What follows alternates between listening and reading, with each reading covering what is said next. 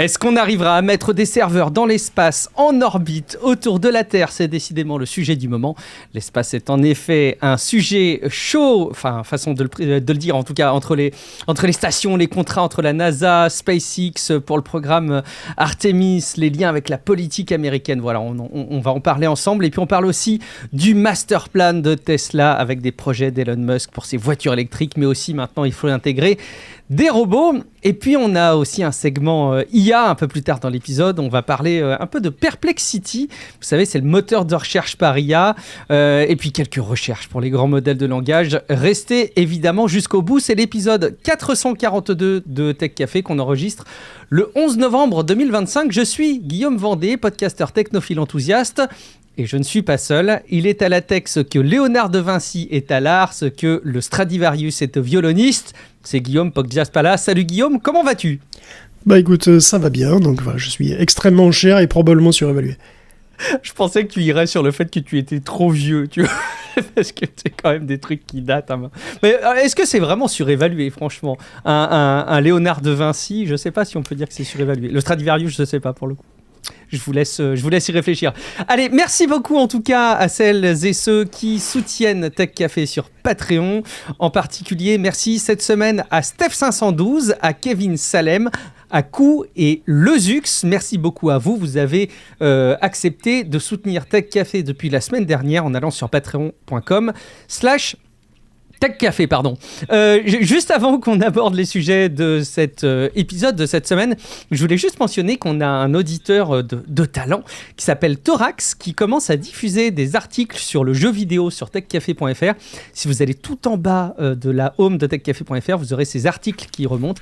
Il écrit extrêmement bien, vous pouvez aller jeter un coup d'œil et puis vous reverrez ça aussi dans la newsletter. Si jamais vous n'êtes pas abonné, techcafé.fr, là aussi vous avez le champ pour vous inscrire à la newsletter qui part le dimanche et qui revient sur la semaine de production. Je vous invite aussi à discuter entre vous et avec nous sur le serveur Discord qu'on surveille tous les jours, mais attention, cette fois-ci, pas de rubrique courrier des auditeurs.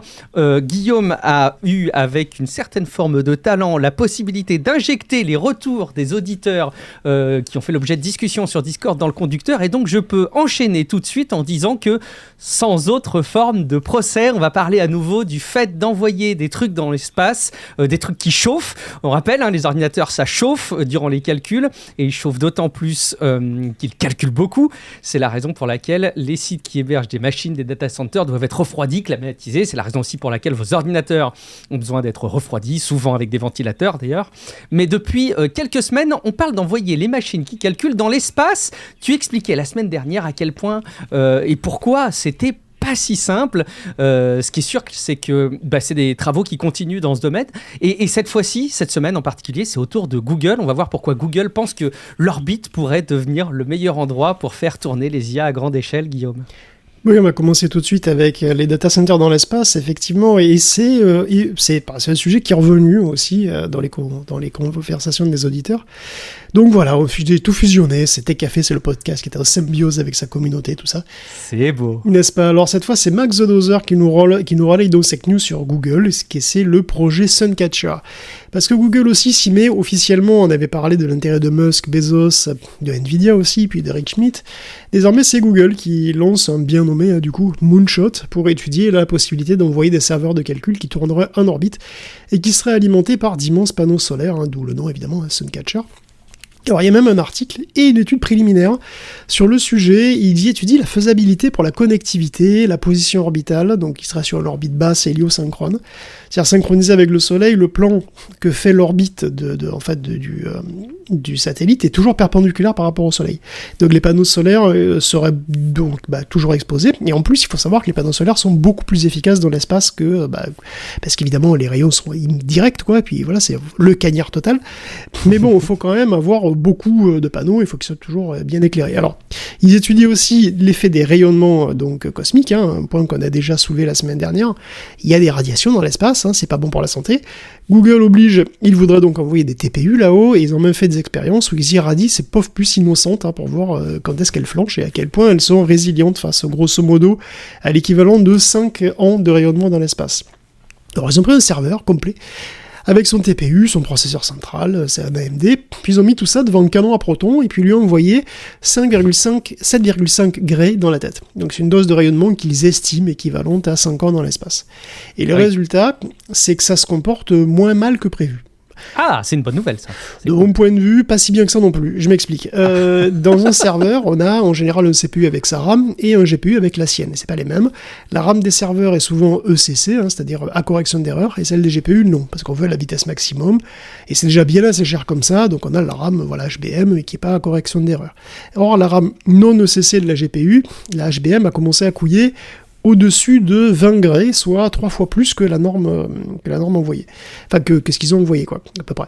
Ils ont estimé qu'il y avait une couille tous les 0,5 Gray pour une dose annuelle de 1,5 Gray, ce qui est chiant, mais pas forcément dramatique pour l'inférence, parce que bon, s'il y a un mot qui est un peu différent de temps en temps, à la limite, tu peux dire pourquoi pas.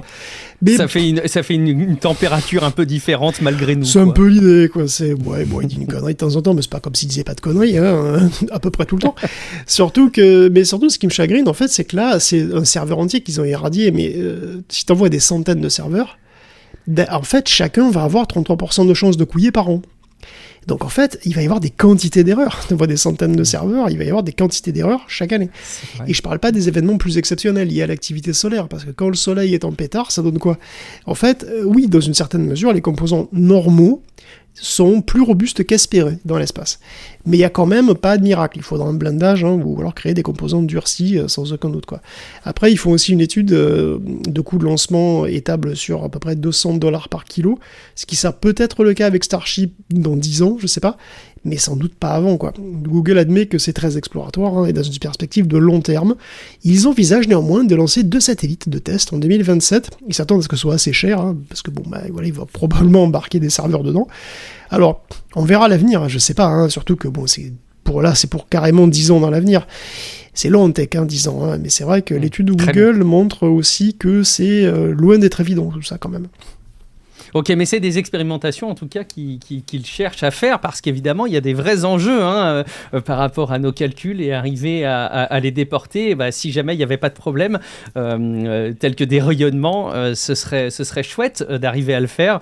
Mais j'ai l'impression que c'est un sujet du moment. Je ne sais pas si ce sera effectivement facile de faire aboutir les choses parce qu'on a l'impression comme ça finalement quand on se tourne vers le ciel que l'espace autour de la Terre c'est un endroit plutôt tranquille où il ne se passe pas grand-chose. En fait, c'est pas si simple, en fait. C'est ça, Guillaume. Je profite d'un autre sujet d'actualité pour aborder un autre souci de cette idée d'aller en orbite, mettre des serveurs. Les Chinois ont une station spatiale qui s'appelle Tiangong, que je lis Tiangong, je sais pas trop comment ça se prononce. Oui, on valide comme ça. Alors que nous, on va perdre l'ISS bientôt. L'ISS bientôt, vous savez, elle va bientôt tomber, quoi. Dans quelques années, elle a quoi, elle a 25 ans, elle passera pas les 30, quoi. Elle aura fait son temps, quand même. C'est ça, les Chinois ont le projet d'agrandir la leur. Donc là, il y a 3 taïkonautes, comme on dit, qui sont partis en avril dernier, là-haut, et qui devaient donc rentrer le 5 novembre. Et ils sont pas rentrés. Ils ont pas pu parce qu'il y a un débris qui aurait donc endommagé le vaisseau pour le retour. Et donc, ils doivent tout inspecter très minutieusement, tout ça, et voilà. En gros, il y a genre une vis en balade qui a pété leur appareil, quoi. Et comme ça, par hasard. Mais ça, c'est des choses qui arrivent, et ça arrive, ça risque bien d'arriver de plus en plus, parce que la quantité de débris a plus tendance à augmenter que l'inverse. Donc là, il y a des vies qui sont en jeu quand même, donc si on revient à nos data centers dans l'espace, ça nous amène à des questions quand même. Vu la taille des panneaux solaires qu'il va falloir, la taille de l'installation globale, l'exposition aux débris, donc gros machins comme ça, ça va augmenter la probabilité qu'ils se prennent un boulon mal placé. Quid des réparations ? Parce que ça peut arriver, ok, mais qu'est-ce qu'on fait ? Comment on va réparer là-haut ? Comment on fait la maintenance, de toute façon, globalement, d'un data center, tu vois ? Est-ce que ce sera aussi une petite station spatiale où il y aura un astronaute de garde, tu sais, pour jamais il y a un problème, si jamais il y a un problème, je sais pas. Et puis si on s'interroge aussi sur la fin de vie de ces trucs, Google tablait sur une durée de vie de 5 ans. Et effectivement, en général, une GPU est surclassée assez vite, parce qu'il y en a chaque année qui sortent de nouvelles. Il n'est pas absurde de penser qu'au bout de 5 ans, on ait envie de changer de composant. Mais comment on fait pour changer de composant ? Comment on fait pour changer les pièces ? Comment on remet à jour un data center qui est dans l'espace ? Est-ce qu'on va envoyer des missions spatiales avec des énormes charges comme ça pour changer les serveurs et garder l'infrastructure autour ? Ou est-ce qu'on va tout virer ? Enfin, c'est quand même plus cher qu'envoyer des camions, quoi. Donc, je sais pas. Et la fin de vie tout court, d'ailleurs, c'est qu'est-ce qu'on fait, tu vois, quand le data center, il sert plus, on en veut un neuf, qu'est-ce qu'on fait ? On le fait tomber comme l'ISS dans l'atmosphère ? Parce que pour le moment, c'est une idée qui peut paraître séduisante, tu vois, mais c'est aussi de la science-fiction, quoi. Si on accède, enfin, si l'accès à l'espace devient vraiment très très peu cher, que le prix du kilo en orbite chute drastiquement, on peut imaginer que ce soit possible. Après, il faut que la valeur économique de la puissance de calcul reste très haute, parce que pour l'instant, c'est ça le truc, en fait. C'est que la valeur de la puissance de calcul est excessivement élevée. Donc, voilà, on dépense énormément parce que c'est très très cher d'avoir la puissance de calcul, on peut la revendre très très cher. En tout cas, c'est comme ça qu'on le voit pour l'instant. Mais est-ce que ça va rester comme ça dans les 10 ans qui viennent ? C'est pas du tout certain non plus, hein. C'est sûr que dans un data center peut-être has-been mais qui est sur Terre, bon bah tu rentres, tu retires le rack défectueux, tu le remplaces ou tu remplaces la pièce qui va pas. C'est assez facile. Dans l'espace, joli défi. C'est peut-être une mission qu'il faudra confier à des robots, tu vois, par exemple. On va parler des robots tout à l'heure. Bon, je suis pas certain parce que de toute façon, pour remplacer une pièce défectueuse, il faut bien une pièce toute neuve pour mettre à la place. Donc ça s'invente pas. En tout cas, on le constate ces dernières semaines, mais là aussi avec ces sujets. L'espace autour de la Terre, voilà, c'est pas si simple que ça, c'est dangereux. Ça n'empêche pas les sujets de continuer à se développer. On peut par exemple toucher un mot des premières briques. Bon, c'est pas des briques, hein, c'est au sens évidemment figuré, c'est pas vraiment des briques, vous vous en doutez. Mais les premiers éléments de structure d'une future station spatiale, mais cette fois-ci commerciale, Guillaume, c'est le début de Star Wars en fait, c'est ça ? On évoque l'ISS, parlons un petit peu de Haven, la démo de Haven. C'est un bout de la future station spatiale de Vast. La démo donc il y a une démo qui est partie en orbite sur un Falcon 9 pour tester les futurs systèmes de bord. Donc dedans il y a des trucs qui vont tester les systèmes informatiques, énergétiques. Donc il y a un panneau solaire plus petit, hein. Il y a un seul panneau solaire, il y en aura 12 à terme. Il y a aussi tout ce qui est guidage, propulsion, etc. Donc c'est un petit démonstrateur de la future station spatiale Haven. Et il y a un vrai morceau qui s'appellera Haven 1. Haven 1 ou Haven 1 qui sera un module fonctionnel, et ce truc là ce sera un bidon quoi, qui mesure à peu près 10 mètres de long sur 4,4 mètres de large, et c'est actuellement soumis à une batterie de test aussi, acoustique, vibration, électromagnétique, température, etc. Tout ça c'est au centre Neil Armstrong en Ohio, et ça sera expédié à Cap Canaveral, et il y a un lancement qui est prévu début mai 2026 pour le premier morceau de cette station spatiale qui est purement oui, effectivement, purement privé. Le module aura un volume habitable de 45 mètres cubes et sera visité par des équipages qui vont voyager à bord de vaisseaux Dragon de SpaceX. Ils feront des séjours de 2 semaines. Et ça servira de base, tout ça, pour le développement d'une station spatiale plus grande, Haven 2, qui est prévue pour les années 2030. Donc Haven, c'est totalement privé, c'est financé par Jed McCaleb, qui est milliardaire, qui a presque 3 milliards de fortune personnelle, et qui est en fait assez connu dans le monde du milieu de la tech, puisqu'il a créé Mt. Gox, qui est la bourse crypto Mt. Gox, et d'ailleurs il est milliardaire en crypto, et c'est aussi lui qui avait créé eDonkey dans les années 2000, comme quoi... Ah oui, génial, ça me fait des souvenirs ça. Du peer-to-peer à l'espace, c'est fou. Hein. Ouais. C'est incroyable, ça mène à tout finalement. Le fric oui, ça mène à tout le fric, ouais. Ouais, c'est ça, le fric, ça m'aide à tout. Mais du coup, le sens de cette station, qu'est-ce que vont faire les gens dedans ?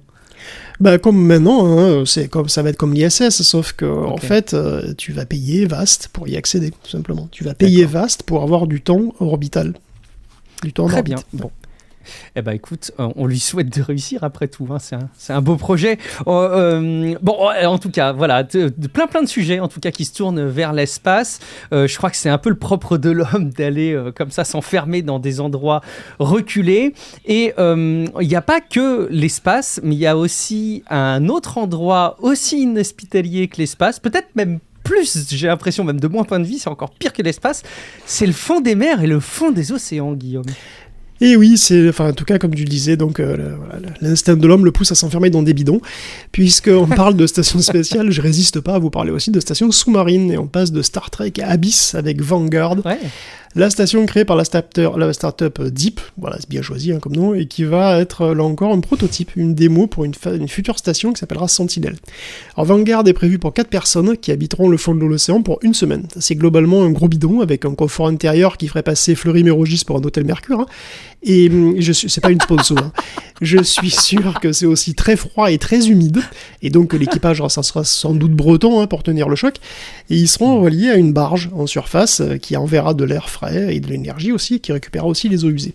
L'ensemble devrait supporter un ouragan, ce qui est nécessaire, puisque avec le dérèglement climatique, ça va arriver à peu près tous les 2 mois en Floride, et donc ils vont au large de la Floride comme ça. Donc au pire, la station sous-marine a quand même une autonomie de 72 heures, même si elle est coupée de la barge en surface. Alors dit comme ça semble pas très sexy comme proposition, c'est un peu comme passer...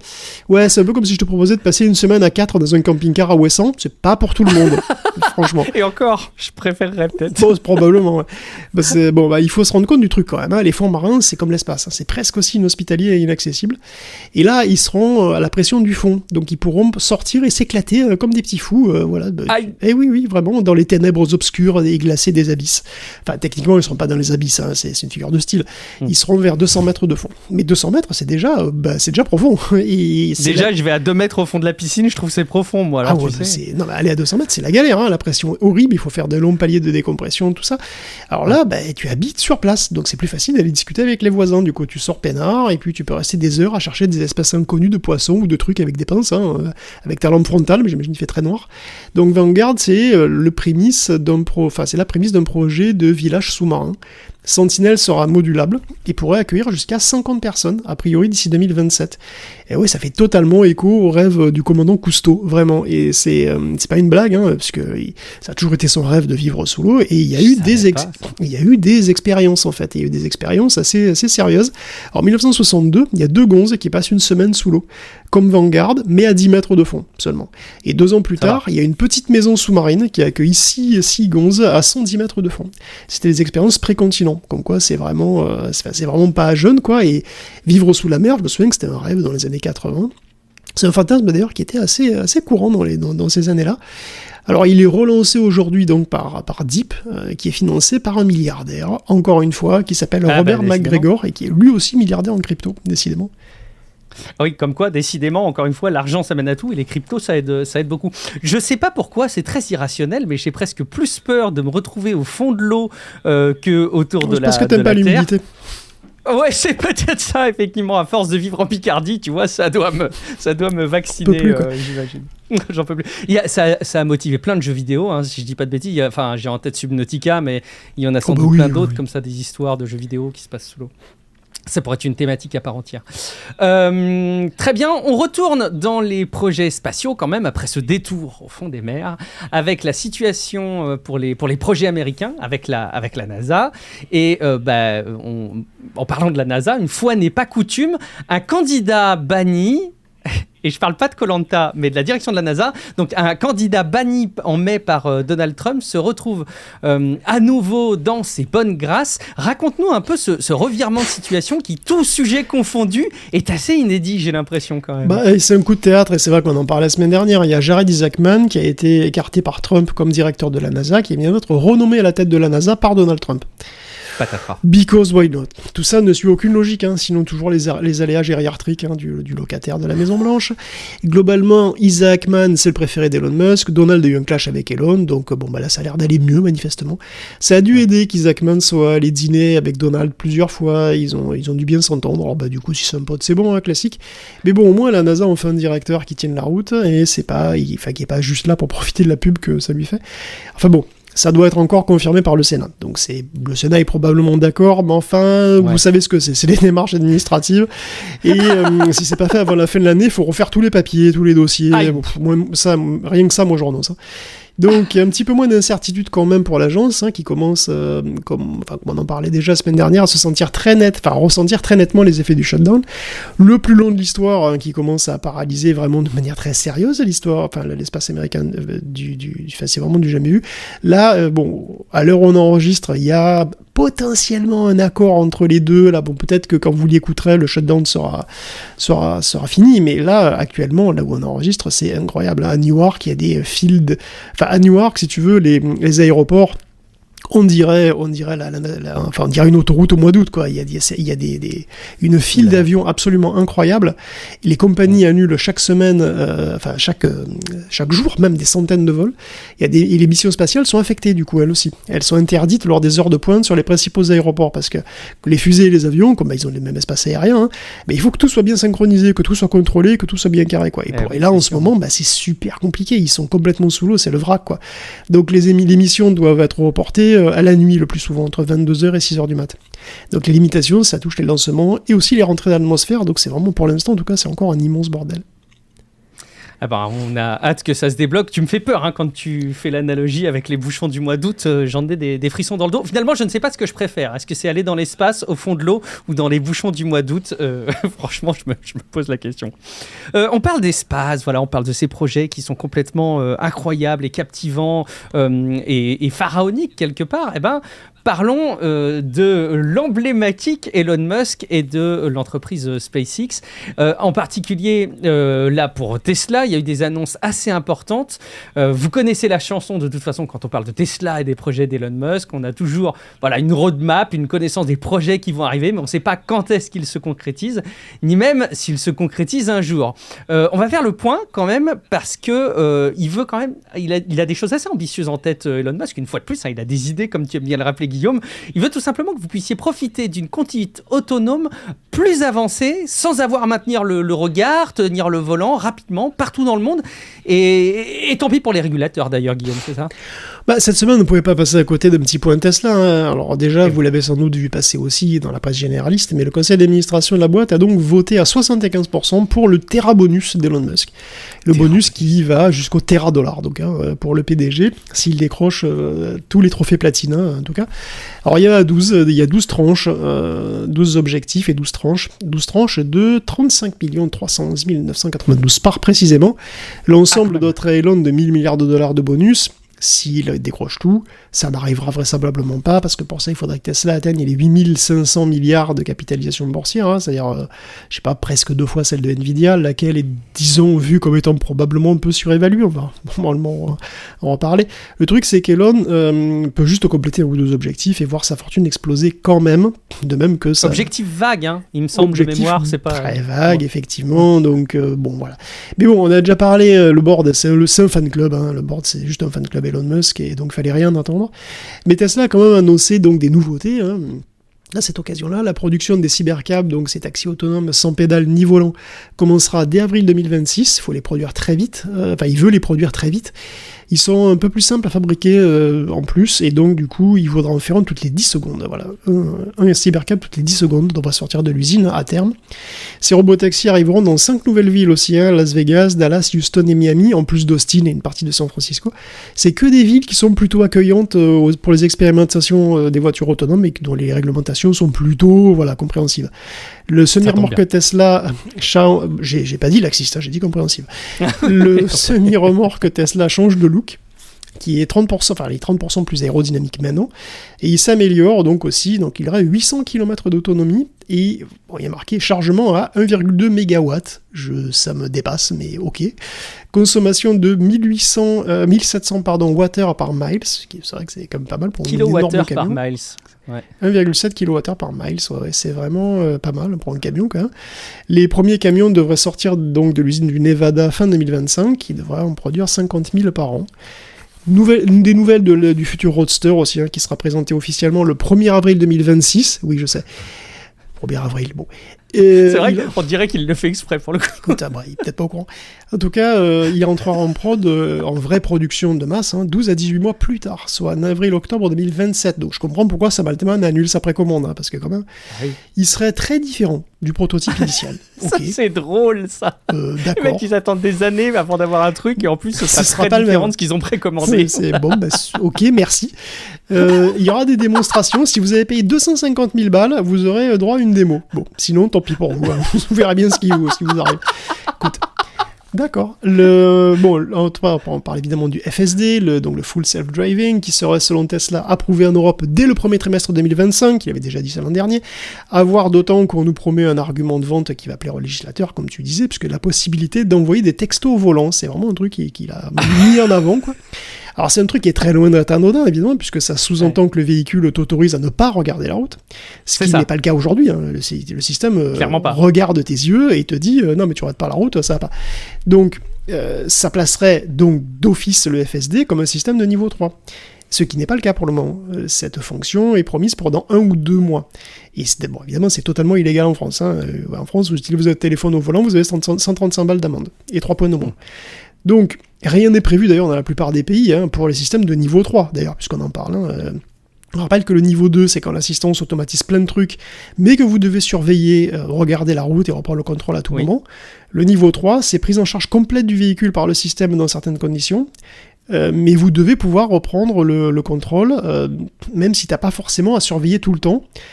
Et rien que ça pose des questions énormes. En termes de responsabilité en cas d'accident, qu'est-ce qui se passe ? Bon, il y a des questions énormes en termes de loi aussi, parce que rien n'est prévu pour l'instant, nulle part, voilà, ça n'existe pas, quoi. Donc voilà. Alors, est-ce que du coup, le nouveau FSD sera officiellement un niveau 3 ? Est-ce que ce sera avec le hardware actuel ou pas ? Parce que d'ailleurs, ils ont parlé donc des puces AI. Alors AI5, parce qu'en fait, la semaine dernière, j'ai lu A15. Tu disais A14 et A15, mais c'est vrai que le I passe pour un. Oui, voilà, j'ai lu, voilà, c'est donc AI5, A15, désolé. Donc c'est le hardware 5 qui va succéder à l'actuel hardware 4 et qui donc est effectivement 50 fois plus puissant d'après ce qu'ils disent. La puce apparemment a été complètement revue, c'est marrant. Elle sortira des usines de Samsung et TSMC, mais l'usine aux États-Unis. Et elle a été simplifiée dans le sens où, en gros, il n'y a plus de GPU, CPU et DSP comme il y avait avant, qui étaient des unités séparées. Là, apparemment, il y a une espèce d'énorme bloc qui fait tous les calculs, une unité de calcul unique polyvalente. Un gros foutoir. Okay, avec plein de voilà, évidemment, plein d'unités différentes, mais apparemment tout est dans le même bloc. Et... Ça me semble assez... Enfin, excuse-moi, une petite parenthèse là-dessus, ça me semble assez inédit. Soit c'est très ambitieux et ça pourrait fondamentalement bouleverser la manière dont, je sais pas, les processeurs sont conçus aujourd'hui, soit j'ai pas compris. Mais ça me paraît très ambitieux d'ailleurs, ce changement-là, non ? Pas forcément, ça dépend de ce que tu ça dépend de ce que tu ça dépend de ce dont tu as besoin en fait. Il y a une raison pour laquelle il y a un CPU, un GPU, un DSP, c'est parce qu'ils n'ont pas les mêmes domaines de compétences. Un CPU, c'est très efficace pour les codes qui sont linéaires, c'est un programme qui est pas parallélisable, avec beaucoup de branchements, avec tu vois, un code qui est un peu bordélique en fait, un code qui qui est pas prévisible en fait, un code qui est des circuits complexes, qui est très peu déterministe quoi. Les GPU par contre c'est des puces graphiques à la base, donc ça veut dire qu'elles sont ultra parallèles et qu'elles ont des tout petits cœurs qui sont prévus pour faire tourner des programmes assez légers, plutôt déterministes et en parallèle avec des processus qui se parlent quasiment jamais entre eux. Donc ça, c'est les GPU.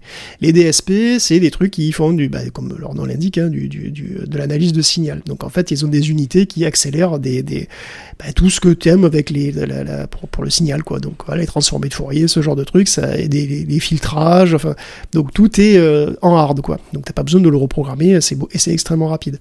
Donc voilà, les NPU, c'est pareil, mais c'est pour les calculs matriciels, puis ça dépend de la précision aussi que tu veux. Donc en fait, c'est pas si clair que ça, parce que si tu fais un gros bloc, ton gros bloc, il va probablement être un peu comme un GPU, quoi. Mais ça veut dire que tout ce qui est programmation, tout ce qui est programme pas très déterministe, un peu imprévisible, tout ça, c'est pas forcément idéal, quoi. Il y a quand même une raison pour laquelle on a quand même gardé ces trucs-là, c'est parce que il y a une très très grande variété de boulots à faire, qui sont très différents les uns des autres, et on a des puces qui sont plus ou moins douées à certains de ces trucs, quoi. Bon, en tout cas, voilà. Donc, pour revenir à Tesla, en tout cas, en parlant d'IA et d'autonomie, sachez que des Optimus bossent dans les usines de Tesla à Fremont. Ça y est apparemment, mais bon, c'est des prototypes, donc ils bossent, mais ils font pas vraiment du travail utile, quoi. C'est des tests, on voit un petit peu à quoi ils sont bons. Selon Elon Musk, cependant, des milliers de robots seront mis en esclavage dans les usines Tesla d'ici à la fin de l'année. La production de masse sera pour 2026, donc il table sur $20 par unité si tu veux l'acheter. Il faudra en fabriquer 1 million d'unités par an, et vraiment les utiliser comme des employés, quoi, comme des ouvriers. Et c'est bien pratique parce qu'eux, ils ne se syndiquent pas et ils posent peut-être d'autres problèmes, mais ils ne vont pas être contre le fait de bosser 7 jours sur 7, évidemment. Très bien, on a fait le tour un petit peu des projets d'Elon Musk. On va quand même continuer à s'attarder un petit peu sur le personnage, Guillaume, parce qu'il y a plein d'actualités autour d'Elon Musk cette semaine. Oui, parce que comme d'hab, Elon fait plein de promesses de fou, et puis les investisseurs, ils sont contents, écoute, c'est le principal. Il a encore cette fois lâché la bride de sa mégalomanie, parce que si 1 million de robots par an c'est déjà pas mal, il va falloir trouver à qui les vendre et pourquoi, un jour quand même. Sachez qu'il a déjà dans ses cartons une deuxième usine qui sera 10 fois plus grande. Il a annoncé, très enthousiaste, qu'à terme ce sera 100 millions d'unités d'Optimus vendues, voire 1 milliard qui seront en circulation. Et selon Bank of America, le projet Optimus représenterait à lui seul 19% de la valorisation de Tesla. Alors là, il faut quand même s'arrêter à ce truc-là. Des experts de Bank of America estiment qu'à peu près 1/5 de la valeur de Tesla, qui, je le rappelle, est une boîte qui fabrique des voitures électriques et qui, galère un petit peu, si tu veux, comme toutes les boîtes de voitures électriques pour s'imposer sur le marché. 1/5 de cette entreprise, de la valeur de cette entreprise, repose sur un produit qui n'est pas encore sorti et qui est absolument tout approuvé en termes d'utilité, de rentabilité, etc. Bon, c'est quand même spécial, hein. Alors, autre perle, Tesla voudrait produire ses propres puces. Pas juste les designer un peu, comme il fait déjà de toute façon, mais les fabriquer vraiment, comme Intel ou TSMC le fait, quoi. Et il a dit que le volume de production de Samsung et TSMC et Intel, d'ailleurs, ne serait pas suffisant pour équiper tous ces robots et toutes ces voitures. Et donc, il crée une usine gigantesque qui produirait plus d'1 million de puces par mois pour équiper tout ça. Et comme si c'était facile, tu sais, comme si ça coûtait, j'allais dire, juste 1 ou 2 milliards par-ci par-là, tu vois, je veux dire. Non. TSMC, il vient de commencer à construire une usine à Taïwan qui doit produire sa future génération de puces à 1,4 nanomètres. C'est pour 2028. Hein. Ça, rien que ça va lui coûter au bas mot 48,5 milliards de dollars. Rien que cette usine. Et on ne parle pas des dépenses de R&D et compagnie, de tout le reste, et de l'entretien. Et ils ont du savoir-faire, normalement. De l'exploitation, dans le domaine, ils savent faire à peu près. Bah oui, et puis il faut savoir faire. D'ailleurs, il y a Jensen Huang qui a commenté tout ça en disant que c'est quand même extrêmement difficile de faire ce que fait TSMC. Donc, si Elon se lance dans la construction de sa Terafab, ça coûtera des centaines de milliards à Tesla. Et c'est pas des milliards virtuels, hein, du vrai argent, pas des actions gonflées au bullshit, hein, du véritable argent.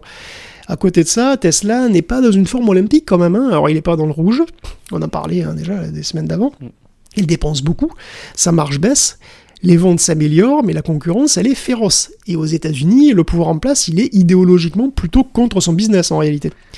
Donc en Europe, les ventes sont pas géniales du tout, hein. En Angleterre, c'est quand même BYD qui vend plus que Tesla. Les ventes baissent de 4,5 millions et il est d'ailleurs devenu le numéro 1 de la voiture. Enfin, BYD est devenu le numéro 1 de la voiture électrique. Chinois, on rappelle. Oui, c'est le chinois. Globalement, quoi. Il a livré 416 000 véhicules contre 336 pour Tesla au premier trimestre 2025. Et plus de 1,61 million de voitures depuis le début de l'année, contre 1,21 million pour Tesla. Donc apparemment c'est devenu le premier producteur mondial. Alors Tesla ne publie pas de chiffres détaillés, hein, des ventes par région, mais on peut regarder les nouvelles immatriculations dans certains pays, et donc se faire une idée quand même. Et en Europe, c'est vraiment pas brillant, puisque les ventes ont chuté en Suède, elles ont chuté en Suède, au Danemark, en Belgique, en Finlande, en Autriche, au Portugal, en Allemagne. Bon, je pourrais vous dire tous les pourcentages, mais ça va de 89% en Suède, 54% en Allemagne, 65% en Autriche, 47% au Royaume-Uni, 31% en Espagne. C'est vraiment pas génial. En fait, il y a que la France qui sauve Tesla avec un petit plus 2%. Alors certainement grâce à une subvention du leasing d'ailleurs. En Chine, ça baisse aussi de presque 10%. Donc en gros, le marché, il est difficile, ça on le sait bien, je veux dire, c'est vrai, le marché est difficile, il est très concurrentiel, il y a la concurrence de tous les côtés, pas que des Chinois d'ailleurs. C'est un problème vraiment concret, bien connu. Mais le truc, c'est que dans tout ce que j'ai cité comme étant les nouveautés annoncées pour Tesla, il y a quoi qui vient solutionner ce problème-là vraiment ? C'est pas clair, hein, parce qu'on parie beaucoup sur d'autres marchés, le taxi autonome, les camions, les robots, c'est des marchés pour le futur, mais ils sont tout approuvés en termes de rentabilité, tu vois. Pour les problèmes du présent, qu'est-ce qu'il y a ? Et je suis pas sûr que le Roadster, une fois qu'il sera présenté, qui est pourtant si différent de ce qui était prévu au départ, relance les volumes de vente. Ah, on est d'accord. Écoute, c'est pas très réjouissant hein, quand même pour Tesla, parce que les véhicules Tesla, ils font plaisir hein, malgré tout. C'est quand même des trucs qui sont chouettes à conduire. Il y a quand même une expérience de conduite qui est géniale. Mais quand on voit tout ce qui se cumule derrière cette marque, j'ai presque envie de dire, mais quel gâchis. Et il y a une vraie corrélation hein, avec l'investissement d'Elon Musk sur la politique américaine. Franchement, je ne sais pas s'il n'y a pas vraiment... Enfin, on sait qu'il y a perdu plus qu'autre chose, mais tu sais, il y avait des discours avant l'élection de Donald Trump où on lui disait, mais si Donald Trump n'est pas élu, il dit, je suis dans la merde, quoi, grosso modo, s'il n'est pas élu. Quand on connaît l'histoire avec le recul, si c'est pas ironique. On va regarder un petit peu, parce que ça c'est un sujet qui plaît à Elon Musk, mais qui ne plaît pas qu'à Elon Musk, même si comme tu l'as dit, tout reste à confirmer. On va regarder un peu l'avenir de la robotique. Alors tu sais qu'au passage, quand je continue à préparer cet épisode cet après-midi, il y a mon fils, là, comme c'est férié, il est venu voir un petit peu ce que je faisais. Je lui ai montré des projets de robots et j'étais un peu curieux, tu vois, de comprendre un petit peu quelle perception il pouvait avoir, du haut de ses 13 ans, de cet avenir où il pourrait y avoir des robots chez toi, dans les usines, etc. Et il a eu une analyse très fine. Il a dit, moi, j'en veux pas. Donc il a été assez catégorique sur le fait qu'il n'était pas du tout enthousiaste au fait qu'à l'avenir il ait un robot. Alors je lui dis mais attends, le robot il pourrait ranger ta chambre, faire les tâches ménagères. Non mais attends. Il a déjà beaucoup mieux. Il a des parents qui font ça pour lui. Il n'a pas besoin de robots. Donc voilà, il n'est pas très convaincu. Mais quand même, Guillaume, on s'oriente clairement sur plusieurs propositions de robots humanoïdes. Et voilà, on va voir un petit peu ce que ça donne ensemble. Oui, parce que, bon, effectivement, je suis pas extra lucide, quoi. Peut-être que les robots seront vraiment un marché énorme pour le futur. Peut-être. C'est possible, je sais pas. Et encore faut-il que Tesla survive assez longtemps quand même pour mettre sur le marché des dizaines de millions de robots. Mais ça nous amène à une question d'Alexis, donc un auditeur, qui demande comment retrouver le robot humanoïde chinois à 1000 balles dont on parle dans le supplément, parce que c'est vrai que les prix baissent énormément.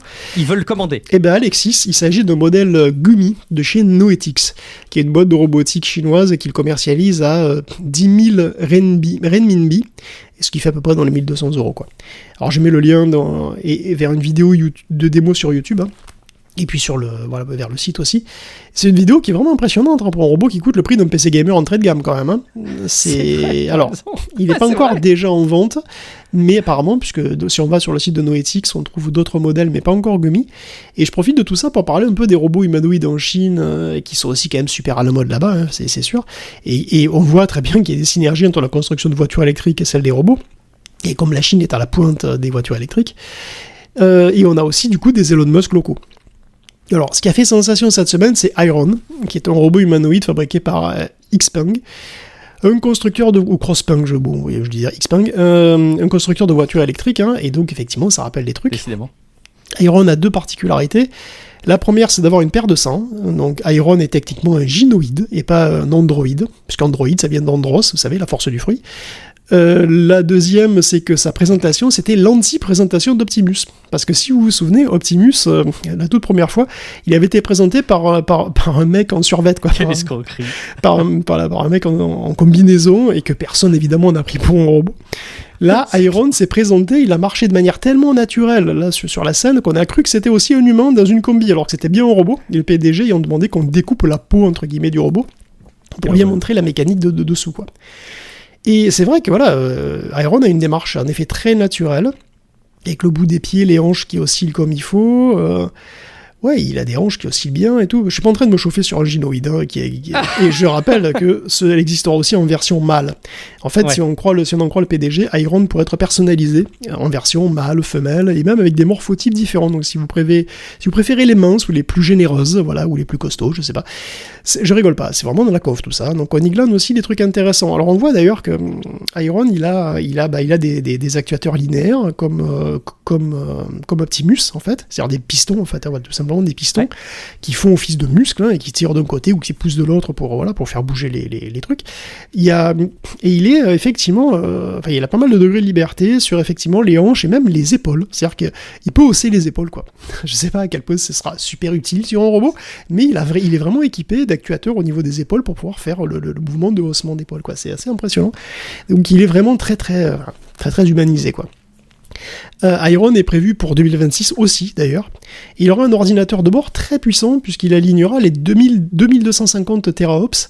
Pour vous donner une idée, si vous avez un PC qui fait 40 teraops, Microsoft vous dit c'est un IA PC, c'est un PC IA certifié, machin.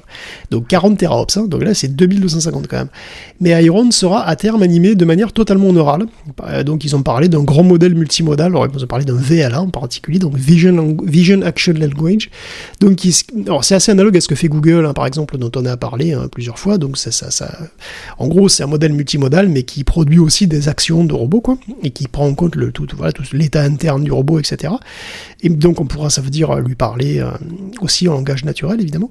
Donc on promet des mains sensibles et délicates, oh là là.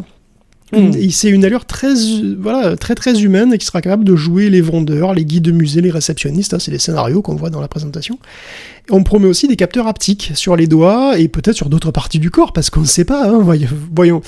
C'est des robots qui seront aussi destinés à un usage domestique, hein, c'est explicite, et vu la forme, effectivement, avec la paire de seins et les capteurs haptiques, je me demande vraiment à quoi ça pourrait être utilisé. Bon, enfin, en tout cas, voilà, c'est des trucs intéressants. Les robots seront, en tout cas, des cas d'usage intéressants pour les batteries solides. il parle effectivement des batteries solides. Alors voilà, c'est aussi un constructeur de voitures, on sait que c'est un enjeu pour les constructeurs de voitures, et c'est aussi un enjeu pour les robots, et c'est assez évident, puisque on en parlait il n'y a pas très longtemps, les batteries solides ont une densité d'énergie plus importante, elles se rechargent plus vite, et surtout, elles ne prennent pas feu, elles explosent pas, ça c'est quand même un avantage quand on veut avoir une batterie de grosse capacité quand même à la maison. Donc c'est une démo impressionnante, et d'ailleurs même Elon Musk l'a trouvé, je cite, pas mal. Tu m'étonnes. Mais bon, c'est une démo. Donc l'enjeu, c'est rendre ça utile, déjà, de base, dans une vraie maison ou dans une vraie usine, et surtout assez utile pour justifier 20 000 balles, parce que c'est aussi le prix projeté d'Iron. Donc les Chinois sont à fond dans le robot humanoïde pareil, et même le robot domestique, hein, donc on verra bien s'ils arrivent à faire mieux que Neo, qui, donc on l'a dit, ne sait faire à peu près que dalle, et dont on parlait la semaine dernière. Donc je suis quand même très impatient de voir Iron dans une cuisine me préparer un expresso, quoi. Et pas un expresso en truc, hein, attention, pas non, un vrai expresso avec du café moulu. Bon.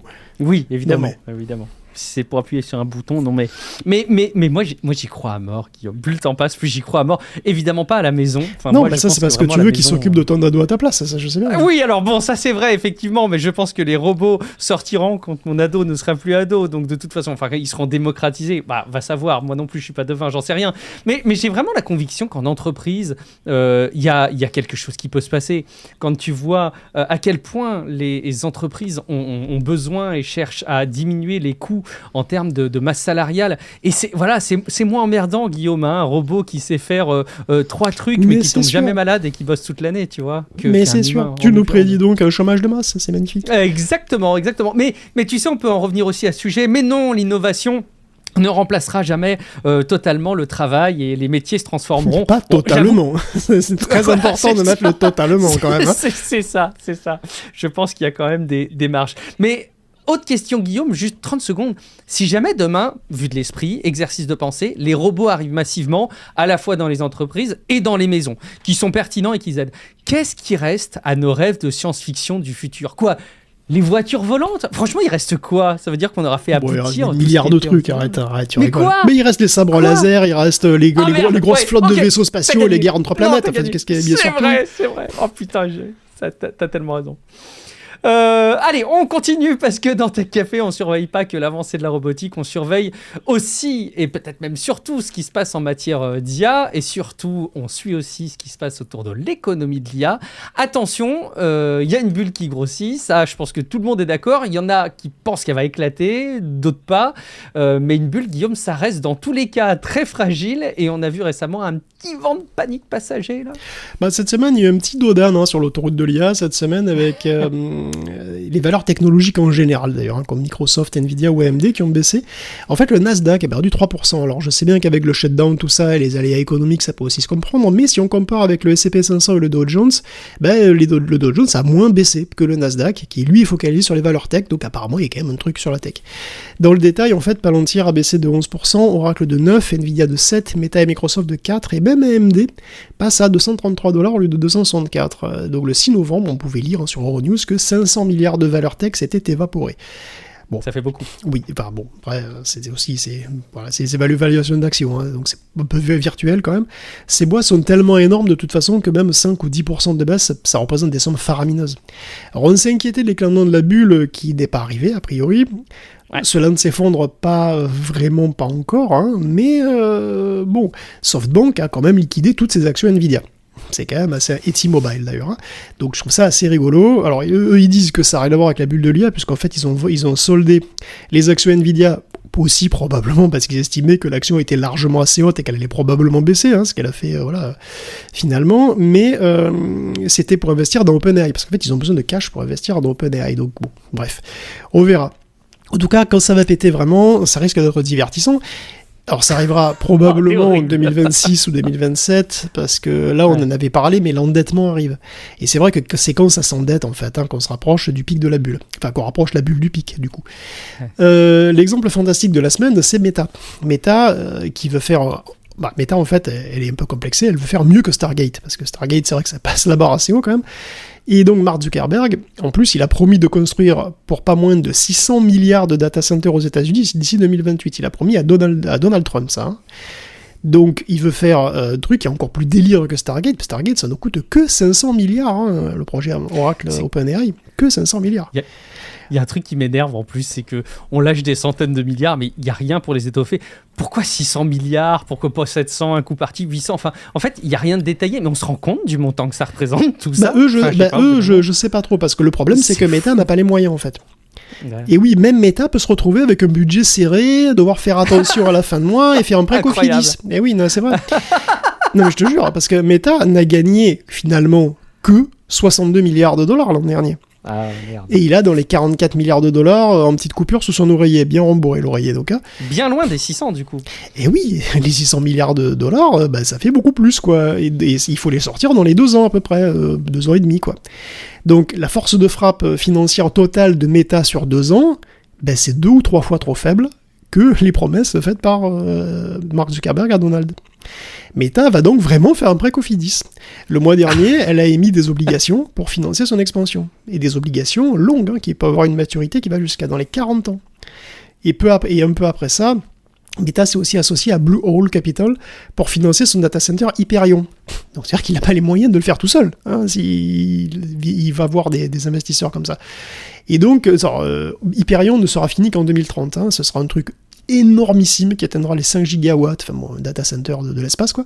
Blue Hole posséderait le terrain, les bâtiments, et après l'infrastructure aussi, et Meta, lui évidemment il fera construire les trucs, et évidemment il gérera les serveurs qu'il y a dedans, quoi, celui qui va gérer l'électronique et tout le bordel. Mais ce qui fait, c'est qu'en fait Meta devra louer à Blue Hole le site, et donc il devra payer un loyer. Et Zuckerberg s'est engagé pour 4 ans, ça veut dire seulement 4 ans quoi. Alors normalement je crois qu'il aura une pénalité s'il part avant les 16 premières années d'exploitation, mais bon voilà, on en est là quoi, tu vois, c'est quand même assez dingue. Parce que ça veut dire que Meta ne possédera pas vraiment ce data center Hyperion, qui dit on va construire Hyperion, ça va être le plus puissant du monde et tout.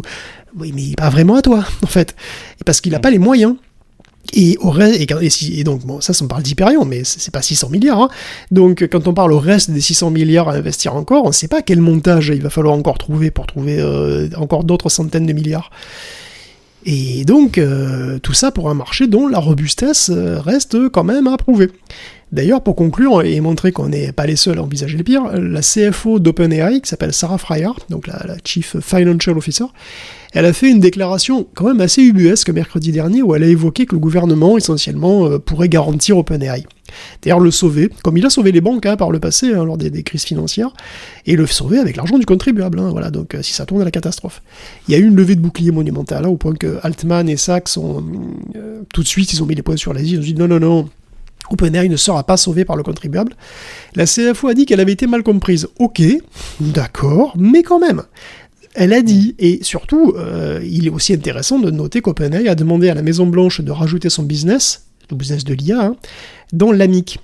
Et l'AMIC, c'est un acronyme rigolo qui, en fait, recouvre des crédits d'impôt de 35% pour le secteur du semi-conducteur. Et c'est Biden qui avait mis en place ça pour le CHIPS Act, pour doper le secteur du semi-conducteur électronique aux États-Unis. Donc ça veut dire qu'en substance, OpenAI veut se positionner comme étant aussi stratégique que le secteur de l'électronique ou du semi-conducteur lui-même. Et donc bénéficier des mêmes largesses. Donc OpenAI veut, en gros, cherche à être reconnu comme un asset stratégique de premier plan. C'est fou, hein. Ouais, et en plus, quelque chose me dit qu'ils vont pas avoir beaucoup de boulot à convaincre le gouvernement Trump de ce genre de choses, mais bon, on verra bien. On parle d'argent, Guillaume. Tu me vois venir, je pense. On parle d'argent. Oui, un petit peu. Non, pas du tout venir du tout. Oui. Tu l'avais fait exprès, non? Bon, allez, on parlait d'argent. On va continuer à en parler pendant qu'on y est, parce qu'il y a quelque chose qui se finance. Mais bon, dans des proportions raisonnables. On parlait de centaines de milliards. Franchement, on est bien loin de tout ça. Mais dans des proportions un peu plus raisonnables, c'est Tech Café. Tech Café, c'est devenu maintenant mon travail à plein temps depuis le début de l'année 2025. Ça va faire bientôt 1 an. Il faudra que j'en tire d'ailleurs un petit bilan, mais je le ferai en temps et en heure. Pour l'instant, c'est un peu mitigé, mais je vous en reparlerai en temps et en heure. Mais c'est aussi le travail pour Guillaume Poggiaspala qui, à part moi, c'est pas mitigé, ça roule. Oui, alors toi ça roule bien, c'est cool, mais voilà, c'est aussi quelque chose qu'on a envie de développer tous les deux, je pense, Guillaume. Et puis, à part quelques semaines dans l'année où tu prends des vacances, vraiment toutes les semaines, tu fais de la veille sur les nouvelles technologies, tu sélectionnes les contenus. Je fais ma veille aussi de mon côté pour me tenir au courant de l'actualité des nouvelles technologies. On vous restitue tout ça. C'est un rendez-vous, je pense, assez plaisant pour vous, assez intéressant, qui vous apporte quelque chose. Et allez, on prend évidemment énormément de plaisir à le faire, mais évidemment le plaisir, ça permet pas d'acheter les courses, de manger, de payer les outils pour vous mettre à disposition le podcast, etc. etc. On aimerait que ce soit autrement, comme d'ailleurs Sam Altman aimerait qu'il en soit autrement pour les financements, ou même Mark Zuckerberg pour Meta. Mais ce qu'il faut, c'est des revenus, et on n'a pas les moyens des Musk, on n'a pas les moyens des boîtes qui fabriquent des robots, on n'a pas les moyens d'NVIDIA, mais on a quelque chose de très précieux malgré tout. On a la possibilité d'être financé par vous qui nous écoutez. Alors bon, peut-être que vous trouvez Tech Café pas très utile. Là, c'est la première fois que vous écoutez le podcast. Vous vous ennuyez. Bon, vous n'allez pas réécouter d'autres épisodes. Mais je pense aussi qu'il y a une grande partie d'entre vous qui écoutent ces épisodes toutes les semaines et qui l'attendent fébrilement et qui sont même en manque. Et j'ai des messages d'ailleurs quand il y a un petit souci de publication, en particulier sur Apple Podcast. Apple, vous êtes un peu agaçant avec Apple Podcast. Hein. Parfois, c'est un peu gênant. Ça met pas tout de suite à dispo les épisodes du podcast et certains s'en plaignent et ils ont bien raison. Mais il y a donc des possibilités pour financer Tech Café et il y a une adresse à retenir, patreon.com/techcafé. Comment ça marche ? En fait, Patreon, c'est une plateforme de financement participatif. C'est aussi simple qu'un réseau social ou n'importe quel service en ligne pour vous inscrire. Et puis, quand vous allez sur la page patreon.com/techcafé, vous choisissez un niveau de soutien. Vous choisissez aussi une récurrence, que ce soit mensuelle ou annuelle. Si vous choisissez annuel, évidemment, il y a une bonne réduction. Je crois que c'est de l'ordre à peu près de 2 mois de contribution. Et en échange, tant que vous êtes abonné, vous avez un accès exclusif et personnel pour écouter le podcast sans la pub. Je sais au passage qu'une partie d'entre vous est abonnée à Tech Café pour des besoins de veille professionnelle et vous êtes parfois amené à envoyer vos factures Patreon à votre manager pour une prise en charge des notes de frais. Je le sais parce qu'en plus l'autre jour on m'a dit mais j'arrive pas à retrouver les factures, etc. Donc j'ai guidé le soutien pour lui expliquer comment il pouvait récupérer ça. Et donc si vous êtes pro, vous pouvez déduire votre abonnement en charge pour votre entreprise. Faites-le, c'est des possibilités que je voulais vous rappeler. Prochaine étape, la sécu. Peut-être pas quand même, ça va être compliqué. On va voir. Je vais y réfléchir, Guillaume. Peut-être qu'il y a quelque chose à faire au niveau de la sécu. Et en tout cas, je sais à quel point je me répète dans Tech Café en vous incitant à chaque fois à nous soutenir sur patreon.com/techcafé. Et je voulais juste vous redire pourquoi je le fais chaque semaine. C'est parce que chaque semaine, il y a des personnes qui suspendent leur abonnement, que ce soit pour un moment ou que ce soit définitif. Alors, ils ont de toute façon contribué à financer le podcast et on les en remercie très chaleureusement. Mais comme c'est un soutien sans engagement, ils préfèrent réarbitrer leur budget et c'est bien normal, mais du coup il faut évidemment qu'il y ait des personnes qui remplacent ces personnes qui nous soutenaient auparavant pour pas qu'on y perde. Et puis, ce qu'on n'a pas non plus, j'y pensais cet après-midi dans le podcast, c'est des choses qu'ont d'autres professions qui sont largement soutenues. Par exemple, cet après-midi, j'ai eu frappé à ma porte les pompiers. Et les pompiers, quand ils sont en face de toi tous les ans, moi, je contribue. Je leur donne une petite pièce, un petit billet de 5 € en échange du calendrier parce que le rôle, il est hyper important. Alors, il y a plein de gens qui disent « Ouais, enfin, tu le finances déjà d'ailleurs avec tes impôts. » Bon, écoutez, moi, j'ai choisi de les soutenir comme vous pouvez le faire pour Tech Café. Et nous, on peut pas aller frapper à toutes les portes de France. On pourrait se diviser la France en deux. Guillaume, je pense que tu prendrais le sud. Tu préfères quand il fait un peu plus chaud. Moi, le nord. Peut-être, j'en sais rien. Enfin, on verrait comment on pourrait se répartir. On pourrait aller demander aux gens à la porte. Mais ce serait un peu fastidieux. Donc voilà, je fais juste ce rappel dans le podcast. Et si jamais vous oubliez, parce que c'est la raison principale pour laquelle vous ne soutenez pas Tech Café, c'est que parfois vous vous dites « Mais je sais, je dois le faire, mais j'ai encore oublié. J'oublie chaque semaine. » Pensez au moment où vous allez mettre vos chaussons. Quand vous mettez vos chaussons, vous pensez à Patreon. Ça rime bien évidemment et vous le faites tous les soirs. Patreon.com/techcafé. Merci beaucoup de le considérer. Et on continue cet épisode en continuant, que voulez-vous, à parler d'argent. Financer Tech Café et les créateurs qu'on apprécie, c'est important. Même si tout repose pas là-dessus, on aime aussi au passage, d'ailleurs, si vous témoignez votre soutien au travers d'avis sur Apple Podcast, sur Spotify, enfin voilà, ça aussi, c'est des choses qui nous sont assez gratifiantes et qui valorisent le podcast. Bon, on continue en tout cas avec, à parler d'argent, Guillaume. On peut résoudre tous les problèmes avec de l'argent, je pense. Et par exemple, quand on est un peu en peine de faire avancer Siri, on peut sortir le carnet de chèques pour faire appel à un ami, c'est ça ? Ça existe, ça ? Oui, bah attends, alors les crédits d'impôt ou des baisses d'impôt dans le secteur tech, il va y en avoir beaucoup en fait. Et il y a le nouveau budget de Trump, là, le One Big Beautiful Act, qui va donc, avec ce truc-là, ça va aller jusqu'à 137 milliards de crédits d'impôt pour les grosses boîtes en général. Et si tu regardes qui va en bénéficier, en fait, la tech, elle est bien lotie, quoi. Donc bon, Amazon, Alphabet et Microsoft, ils vont bénéficier collectivement de 46 milliards de crédits d'impôt en 2025 déjà. Et en 2026, ça va aussi être pas mal. Donc, ça représente quoi, tous ces milliards, en fait ? Il y a Elizabeth Warren qui a pris sa calculette, et donc, selon elle, selon les estimations d'experts, vous retrouverez tout ça dans les notes, le crédit d'impôt Amazon de 15 milliards de dollars, il pourrait payer la couverture sociale de 2 millions d'adultes et de presque 5 millions d'enfants, ou fournir de l'assistance alimentaire pour 6,6 millions de personnes. Collectivement, la fiscalité allégée pour les grosses entreprises pourra couvrir la santé de 17 millions d'adultes et de 41 millions d'enfants, et elle pourrait nourrir 57 millions de personnes. Mais non, alors je suppose qu'on pourra me dire que cet argent supplémentaire qu'ils vont avoir, ils vont le réinjecter dans l'économie, la dynamiser, créer des emplois, de la richesse, et ça va ruisseler vers tout le monde, y compris les plus démunis, bien sûr. D'ailleurs, ces boîtes tech, qu'est-ce qu'elles font en ce moment ? Elles construisent des data centers, c'est vraiment ça qui est le truc le plus à la mode. On en parle toutes les semaines. Et ces data centers, c'est le nouveau secteur industriel, ça crée des emplois, n'est-ce pas ? Regarde au Chili. Microsoft a eu exactement ce discours. Les data centers, c'est un moteur de la croissance et ils vont créer des milliers d'emplois. Alors, qu'est-ce qui s'est passé en vrai ? Les demandes de permis pour chaque site ont été examinées par Rest of World et ça donne des éléments de réponse. Donc, c'est une analyse de 17 projets depuis 2012 qui montre qu'en fait, ils embaucheraient directement pas plus de 1547 employés à temps plein. Donc, c'est des projets qui sont menés par Google et Microsoft et en moyenne, les sites offrent environ 90 postes et certains pas plus de 20. Et selon d'anciens employés, c'est souvent des postes pour la sécurité et le nettoyage. Il y a 32 autres projets qui vont d'ici à 2028 et qui aboutiront à terme à un petit millier de postes. Et alors, bien sûr, l'embauche est beaucoup plus importante pendant la phase de construction, parce que là, il faut beaucoup de monde. Mais ça dure quelques mois, et ensuite, les serveurs, évidemment, ils tournent plus ou moins tout seuls. Et Guillaume est toujours remarquable dans le suivi du conducteur, et voilà, il va pas vous le dire, mais moi je vais vous le dire parce que je vais vous donner toutes les coulisses. J'ai quand même fait un record absolu, je pense là, en sautant 2 lignes du conducteur quand même, en introduisant ce sujet du carnet de chèques pour Apple vis-à-vis de Google, et tu rebondis de manière remarquable, Guillaume. Excellent, mais quand même, reprenons le fil du conducteur avant d'aborder ce fameux sujet du gros chèque d'Apple, parce qu'il y a un autre sujet qu'on doit aborder en matière d'argent, et on parlait tout à l'heure des moyens qu'a Meta pour financer ces grands projets à centaines de milliards, et on a un petit peu plus d'infos sur comment a pu se faire par le passé de l'argent Meta. Encore un gros dossier, pas forcément très valorisant pour Meta. Oui, c'est un scandale Facebook de la semaine, je pense. Parce que des arnaques sur Meta, sur les plateformes de Meta en sens large, c'est vraiment pas un scoop. Mais ces arnaques, qui coûtent donc chaque année des dizaines de milliards à des millions de victimes, elles vous tombent sous le nez souvent via des pubs. Des pubs que les arnaqueurs achètent, tout simplement à Facebook ou Instagram, comme tout le monde. Et donc des pubs qui rapportent du pognon à Facebook, qui par ailleurs ciblent les pubs, et donc facilitent les arnaqueurs, parce que ça leur présente automatiquement les pubs aux meilleurs pigeons.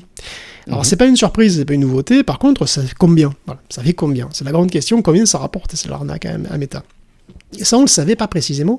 Et il y a un document interne qui quantifie un petit peu tout ça, et disons que ça a de quoi interpeller sur l'éthique de Meta. Oui, je sais, Meta et éthique, c'est pratiquement des antonymes, mais là, ça prend des proportions quand même fascinantes, puisqu'il y a un document de 2024 qui explique que les utilisateurs des apps de Meta sont confrontés quotidiennement à 22 milliards de tentatives d'escroquerie, donc 15 milliards via des pubs officiellement affichées par Meta lui-même. Ces pubs devaient, l'an dernier, représenter 16 milliards de dollars de revenus, c'est-à-dire 10% des revenus de Meta. Du coup, on peut se poser la question raisonnablement. Meta ne semble pas particulièrement zélé pour faire le ménage sur ces plateformes. Est-ce que ça pourrait avoir un rapport ? Rappelons que par ailleurs, Meta dépense sans compter pour l'IA et qu'elle commence à s'endetter, donc elle a besoin de fric. Elle est pas si à l'aise que ça. Et ça va plus loin. Parmi les escroqueries qui pullulent là, il y en a qui sont considérées évidemment à haut risque parce qu'elles mettent en danger une image de marque. Si on se fait passer pour Elon Musk ou pour Nestlé ou pour Disney, évidemment ça va péter la réputation de Meta auprès des annonceurs. Donc il faut faire attention. Et donc on pourrait s'attendre à ce que du coup ils soient très réactifs chez Facebook. Sauf que en fait, ils sont plus réactifs que pour les pubs qui sont pas à haut risque, mais pas tant que ça, puisqu'ils auraient quand même gagné 7 milliards de dollars via des pubs pour des arnaques qui usurpent des grands noms ou des grandes marques. Et en fait, Meta a d'autres priorités. Apparemment, il limite les ressources des gens qui luttent contre ça, et en plus, il encourage, semble-t-il, à avoir une approche modérée de la modération, qui aurait pour conséquence de réduire trop le pognon qui se font avec les arnaques. Précisément, je cite, les modérateurs ne seraient pas autorisés à prendre des mesures qui pourraient coûter à Meta plus de 0,15% du chiffre d'affaires total de l'entreprise. Donc ça veut dire qu'en gros, on vire les trucs illégaux si ça nous coûte pas trop cher. C'est magnifique. Alors Meta répond que pas du tout. Non, voilà, tout ça c'est déformé, voilà. Bon, en tout cas, si vous allez encore sur un service Meta, déjà arrêtez, et puis au pire, allez-y avec des gants. Et c'est facturé après, hein, en plus, donc on pourrait pas dire qu'ils encaissent l'argent et qu'après ils délivrent pas les pubs par éthique. C'est pas vrai, c'est juste ils facturent de toute façon ce qui est délivré, donc factuellement ce sont des publicités qu'ils ont délivrées, vraisemblablement à l'appui de cette info en toute connaissance de cause. Bon Guillaume, je l'aurais bien teasé ce sujet, bien malgré moi, crois-moi, mais oui, enfin voilà, il faut qu'on y arrive à ce gros chèque que fait Apple pour Google. Oui, un journaliste de Bloomberg nous apprend que le futur Siri intelligent d'Apple utilisera une version personnalisée de Gemini. Peut-être Gemini 3, je sais pas. Un modèle de Google qui en tout cas pèsera très lourd, à la fois sur les serveurs et d'ailleurs aussi sur les finances d'Apple. Parce que Google donnerait une licence à Apple pour $1 milliard par an, $1 milliard par an, hein, et le modèle en question ferait 1200 milliards de paramètres. Donc un monstre. Alors peut-être que c'est une idée de la taille de Gemini 2.5 Pro, peut-être que c'est Gemini 3, aucune idée. C'est un mastodonte en tout cas qu'il va falloir faire tourner, donc c'est Apple qui va le faire, hein. Puisque protection des données et de la vie privée oblige, c'est eux qui vont probablement utiliser donc une version customisée d'un Gemini qu'ils feront tourner sur leur propre serveur. Donc Siri va passer le turbo. Est-ce que ce sera une sorte de Siri Mini en attendant, Apple, évidemment, probablement essaye de faire un modèle compétitif. On ne sait pas quand est-ce que ça va arriver. Mais pour aider donc à concrétiser vraiment Apple Intelligence sur iOS 26.4, ce sera Google derrière, quoi encore. Quel aveu d'échec de la part d'Apple de se retourner vers Google, auprès de qui il y a eu des précédents de quelque part dépendance de services dont ils ne se sont jamais vraiment relevés dans des proportions fondamentalement différentes, hein, forcément, mais je pense à Google Maps, je pense à la recherche, etc. Et ils n'ont pas réussi à s'affranchir d'un lien fort avec Google, ou alors peut-être qu'ils ont arbitré le fait que c'était plus intéressant pour eux, ou peut-être comme tu le laisses entendre, ça peut être que temporaire pour un moment donné. Moi j'ai l'impression que Google a tellement de longueur d'avance par rapport à Apple sur ces technos-là qu'avant que Apple reprenne la main avec ces technos maison, il va se passer du temps. Bon, ils l'ont bien fait pour les processeurs, donc écoute, on verra. On va suivre ça à l'avenir.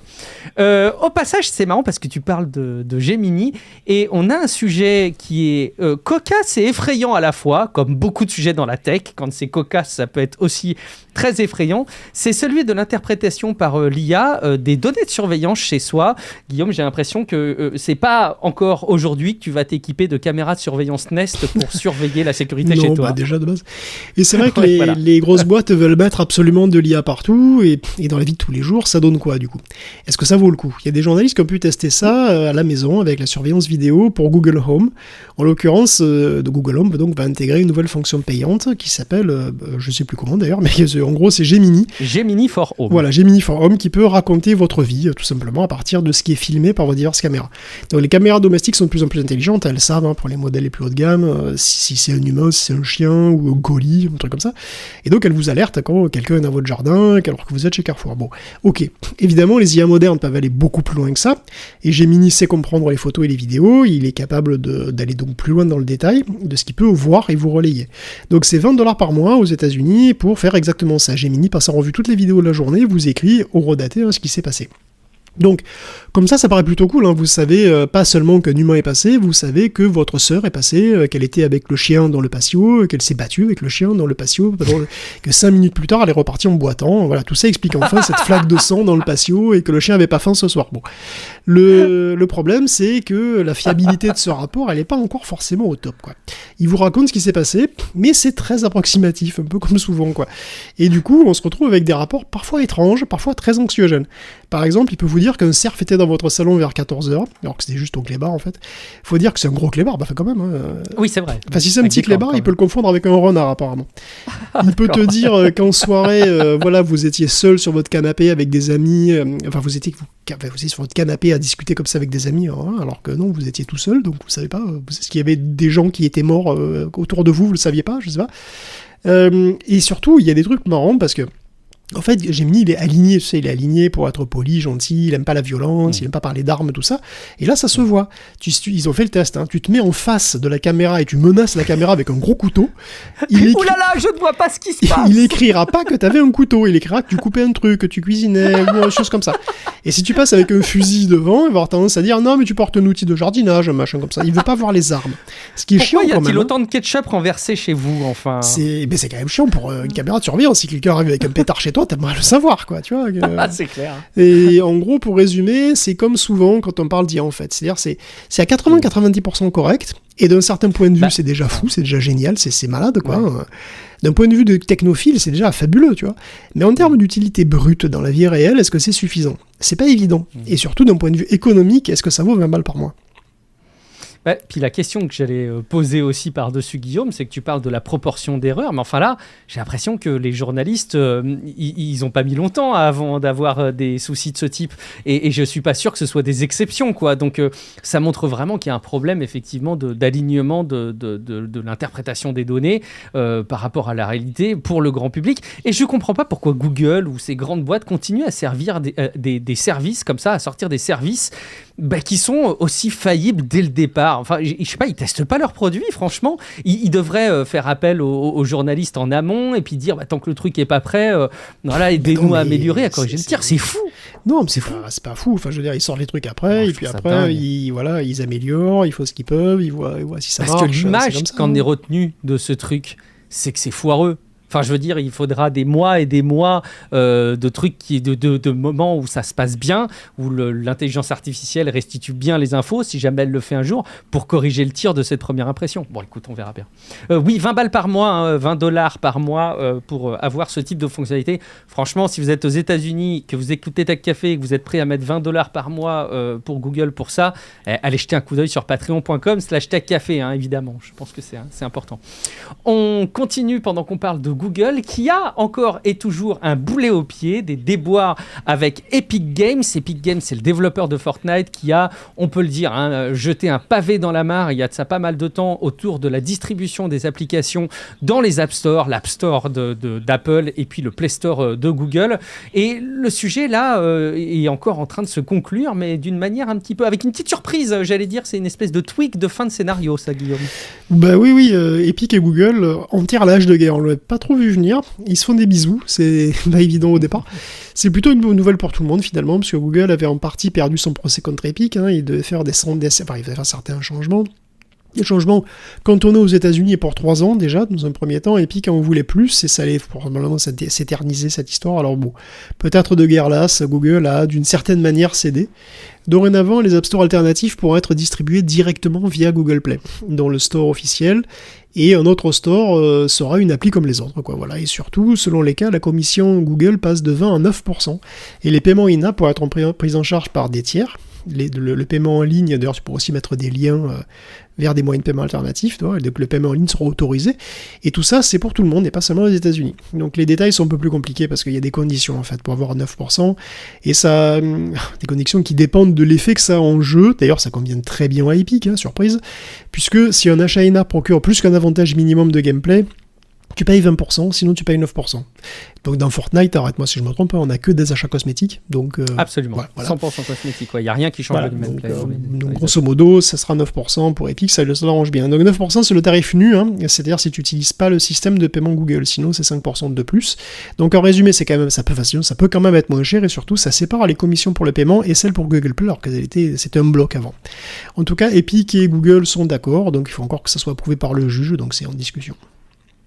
Ça aurait été beaucoup plus vite quand même, hein, si dès à l'époque il y avait eu des aménagements de fait. Google et Apple, ils ont quand même maintenu leur marché. Bon, ils ont bien fait quelque part au final, parce que ça leur a fait beaucoup d'argent, mais ça aurait été plus rapide. Bon, voilà, ils arrivent à obtenir la meilleure concession possible, je pense, compte tenu des circonstances.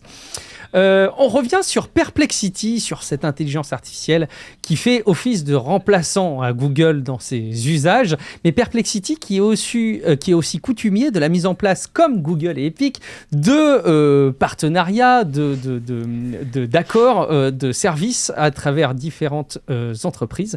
Et donc là, Perplexity, il signe avec Snap. J'aurais pas vu ça arriver, Guillaume. Il y a des hauts et des bas pour Perplexity. Le moteur de recherche donc conversationnel passe un accord avec Snap pour intégrer la plateforme, donc voilà, Snapchat. En fait, Perplexity se paye un boost de plus de 900 millions d'utilisateurs potentiels supplémentaires, du coup. Dès 2026, vous pourrez poser des questions dans le chat, avoir des réponses donc de Perplexity, alors des réponses qui sont comme d'hab, avec des sources, mais qui prendront aussi en compte le contexte de la conversation et puis les centres d'intérêt des utilisateurs. Des utilisateurs donc du coup jeunes, qui vont s'habituer à ce produit et qui seront mûrs évidemment pour ne plus pouvoir se passer de leur recherche IA, forcément, de toute leur vie. Perplexity sera sans doute un progrès de toute façon assez net par rapport à MyAI, qui est pas incroyable, enfin aux dernières nouvelles. Ça a pu changer, j'utilise pas Snapchat, donc je suis pas vraiment très au courant. Mais c'est plutôt bien joué pour Perplexity, qui par ailleurs s'entend pas forcément bien avec tout le monde. On a déjà dit qu'il y avait des problèmes avec Reddit, avec Cloudflare, et aussi avec Amazon. Ça ne s'est même pas très bien avec Amazon, parce que vous savez, Perplexity a aussi un navigateur internet qui s'appelle Comet, qui, comme Atlas, peut aller en mode agentique sur internet, tout seul, faire 10 courses pour vous. Mais Amazon n'est pas d'accord pour ce genre de truc, justement. Amazon vient officiellement de prier l'agent de Perplexity de lui foutre la paix, du moins tant qu'il ne s'identifiera pas comme étant un agent. C'est le cœur du souci. Amazon exige dans ses termes d'utilisation que les agents, que les bots s'identifient comme étant des bots, et pas des humains. Et Comet se fait passer pour vous, tout simplement. Perplexity répond comme souvent en se victimisant, mais la question est finalement intéressante. Quand vous utilisez un navigateur comme Comet ou Atlas pour faire vos courses, qui fait les courses ? Est-ce que c'est vous ou est-ce que c'est une machine ? Mais c'est ça. Parce que ça n'est peut-être rien pour vous, mais pour Amazon, ça veut dire beaucoup. Parce que ça veut dire qu'il est libre de ne pas accepter, surtout les bots. Parce que les bots, ça regarde pas les pubs. C'est pas intéressé par les promos sur les déodorants, pour les abonnements de Prime à moitié prix. C'est ça que tu veux dire ? Exactement. Et par ailleurs, Amazon a aussi son propre automate de shopping, son propre agent qu'on appelle Rufus. Enfin, il s'appelle Rufus. Oui, Rufus. Il vous installera pas Linux celui-là, mais bon, il s'appelle Rufus. Amazon pourrait vouloir privilégier Rufus et bloquer les autres bots, par exemple, même si c'est pas forcément judicieux. Les bots regardent pas les pubs, mais enfin, ils sont là pour acheter, donc c'est difficile de complètement les couper, mais bon...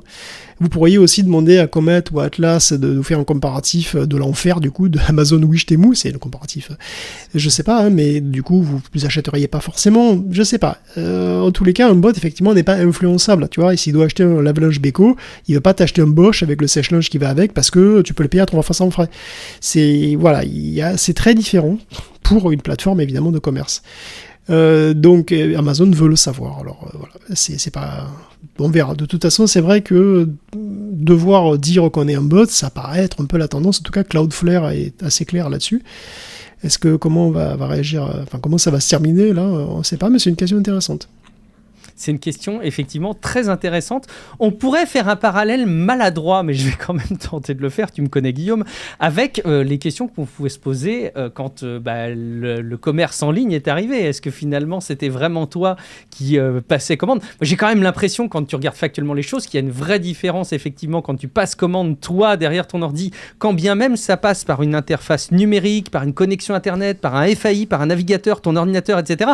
J'ai quand même l'impression que la part d'humanité dans le parcours du commerce en ligne reste énorme. Là où, quand tu dis à ChatGPT j'ai plus de PQ et que lui fait ce qu'il faut pour toi, cette part d'intervention humaine, elle me semble quand même plus faible. Mais voilà, la question, elle est quand même intéressante.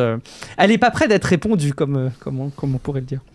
On va terminer avec un document de recherche, Guillaume, avec l'apprentissage des LLM qui apprennent décidément toujours très vite. Oui, alors c'est un papier assez technique et en fait qui est une collaboration entre l'université de Singapour et StepFun, qui est une boîte chinoise qui nous a gratifié de quelques modèles open source de génération de musique et de vidéos. Et le but, c'est de comparer d'une manière générale les générateurs de texte autorégressifs et par diffusion. Alors attention, c'est pas si compliqué, les autorégressifs, c'est exactement ce qu'on a maintenant, ce qu'on utilise tous les jours, maintenant, et ils pondent des mots un par un, les uns après les autres. Et ceux qui fonctionnent par diffusion, ils sont encore rares, la plupart sont plus ou moins expérimentaux, mais eux, ils produisent du texte par bloc, donc disons page par page, pour simplifier. Notamment. Il y a un Gemini Diffusion, absolument, qui existe. Il y en a quelques-uns comme ça, et donc voilà, comme effectivement les générateurs d'images le font. Comme les générateurs d'images, d'ailleurs, ils partent d'une page qui contient pas n'importe quoi, puis par raffinement successif, vont petit à petit le transformer en un texte qui a du sens, dans le contexte des pages d'avant, comme d'habitude. La diffusion, ça marche très bien pour les images et pour les vidéos, on le sait, c'est comme ça que ça fonctionne. Pour le son aussi, ça fait de la musique, ça fait de la musique très bien. Pourquoi pas pour le texte? Alors le truc, c'est que le texte est quand même fondamentalement différent, c'est discret, évidemment, mot par mot, puis aussi c'est naturellement ordonné et linéaire, quoi. Donc c'est difficile, et la question se pose, est-ce que ça vaut le coup de se casser la tête à entraîner des modèles qui génèrent du texte par diffusion, du coup? Est-ce que les autorégressifs, qui sont vraiment très bien maîtrisés, qui sont plus simples à entraîner, qu'on connaît très bien, est-ce que ça suffit pas? Et la réponse de cet article semble être que ça dépend. Alors c'est pas juste une réponse de Normand, parce qu'il y a un critère, justement, de décision qui dit quand est-ce que c'est intéressant ou pas. Et le critère, c'est la quantité de données disponibles. Quand il y a plein de données disponibles, en fait, ça vaut pas trop la peine de s'emmerder avec la diffusion. Les autorégressifs suffisent. Mais quand il n'y a pas beaucoup de données, par contre, là, ça vaut le coup. Les diffuseurs en tirent en gros le meilleur. Il n'y a pas énormément d'exemples, mais ils vont vraiment tirer la substantifique moelle, tu vois. Ils vont vraiment réussir à apprendre avec relativement peu d'exemples par rapport aux autres. Donc ils comprennent vite. Par contre, il faut leur expliquer très longtemps. Parce que ces exemples peu nombreux, ils vont devoir être vus plein de fois. Et à un moment donné, les diffuseurs surclassent nettement les modèles autorégressifs au fur et à mesure que tu leur montres les exemples qu'il y a, quoi. Donc en fait, il faut leur montrer plusieurs fois les mêmes exemples. Et des tests ont été menés sur des LLM des deux types. Alors évidemment, c'est des trucs expérimentaux, de relativement petite taille, 1,7 milliard de paramètres. Ils sont entraînés de zéro sur des quantités de données fixées, donc fixées à l'avance. Et en fait, c'est à la fois une bonne et une mauvaise nouvelle. La mauvaise nouvelle, je vais commencer par la mauvaise, c'est que pour réaliser le plein potentiel d'un modèle de diffusion, il faut énormément de calculs. En fait, il faut peut-être jusqu'à 100 fois plus de puissance de calcul pour avoir un diffuseur vraiment très très efficace qui est vraiment soit à son maximum. Donc si on a plein de données, c'est pas forcément super rentable de faire comme ça. Mais c'est là qu'est la bonne nouvelle, parce qu'on a souvent pas beaucoup de données en fait. C'est une problématique générale, ça. On manque de données. Déjà pour le texte, on commence à manquer de données pour les LLM en général. Et puis on peut songer tout de suite aux multiples langages qui sont sous-représentés de manière digitale, ou même aux langages de programmation qui sont un peu plus obscurs. Donc on a un espoir d'améliorer pour ces trucs-là, en fait, pour des niches finalement, on a l'espoir d'améliorer très significativement les modèles qu'on a. Et puis, il y a aussi toutes les autres modalités. On avait parlé des robots. Bon, la problématique du robot, c'est comme d'habitude, il faut énormément de données. Énormément d'exemples pour que les robots sachent se repérer dans une maison, des maisons qui sont toutes différentes, avec des dispositions de pièces, et des meubles tous différents, qui sont éclairés de manière différente, etc. Donc il faut énormément de données, et c'est difficile en fait, d'avoir à tel point, tu vois, d'avoir énormément d'avoir un dataset aussi énorme que ça. Du coup, on pourrait se dire, mais si ça s'étend aussi à des VLA comme utilisent les robots, on pourrait imaginer que on ait besoin finalement de moins d'exemples que ce qu'on pourrait imaginer pour entraîner des robots efficacement. Donc c'est aussi peut-être un espoir pour la robotique. Écoute, je me réjouis de voir qu'on avance à ce sujet. C'est très intéressant de voir qu'on a besoin de moins de données comme ça pour entraîner un modèle par diffusion. Je ne doute pas d'une seule seconde que ça va continuer à faire l'objet de pas mal de recherches dans les mois à venir. Et oui, on a hâte d'en savoir un petit peu plus sur ce modèle de Google. C'est quoi? C'est un Google Pro, je crois. Je ne sais plus de quoi de Gemini Pro, pardon. Oui, non, mais il y a un Gemini Diffusion, mais je ne sais pas si c'est vraiment un truc... qui avait été présenté à la Google I.O. dans les premières fois, qui a dû sortir un petit peu plus récemment. Ouais, enfin, juste pour revenir un peu là-dessus, en fait, les modèles de diffusion, quand ils demandent énormément de calculs, par contre, ils peuvent effectivement générer, si tu as beaucoup de quêtes, ils peuvent générer, comme ils génèrent page par page, au lieu de mot par mot, ils peuvent être beaucoup plus rapides. Donc déjà, de base, ça peut être un avantage. Et puis, ils ont une caractéristique particulière, c'est que, là encore, comme ils n'ont pas besoin de faire mot à mot, globalement, ils peuvent réfléchir, ils peuvent produire un raisonnement ou un programme en entier. Et donc, ça veut dire que chaque mot, finalement, ne dépend pas seulement des mots qu'il y a avant, mais il peut aussi dépendre des mots qu'il y a après. Et donc, il y a une meilleure cohérence d'ensemble. Enfin, non, pas une meilleure cohérence, mais une meilleure logique de construction de l'ensemble. Ils ont d'une manière inhérente une attention qui est bidirectionnelle. C'est-à-dire tout ça, c'est ça. C'est-à-dire au lieu d'écrire un mot après l'autre et donc de ne savoir finalement que ce qu'ils ont dit avant et de ne conditionner que sur ça, en fait, ils conditionnent ce qu'ils écrivent. Chaque mot qui est conditionné par ce qui est avant, mais aussi ce qui est après. Tu vois, donc ils ont une vision d'ensemble, effectivement. Donc il y a ce truc-là qui permet aux diffuseurs d'être potentiellement assez efficaces. Et puis il y a un autre truc aussi, c'est que, en fait, les diffuseurs, comme ils débruitent, c'est-à-dire comme ils partent d'un truc aléatoire, et puis que petit à petit, ils débruitent aléatoire, enfin voilà, ils raffinent progressivement le texte pour que ça devienne un texte qui veut dire quelque chose. Ils le font donc étape par étape.